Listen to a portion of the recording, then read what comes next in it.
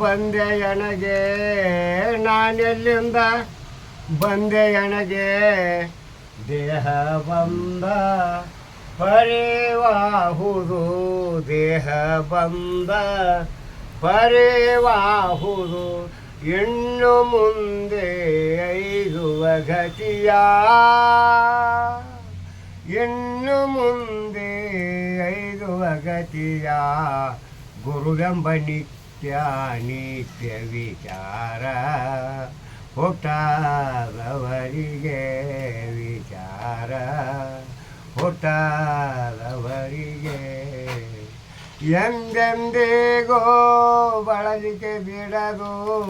ಎಂದೆಂದಿಗೋ ಬಳಲಿಕೆ ಬಿಡದು ನಿಜ ಗುರು ಸ್ವತಂತ್ರ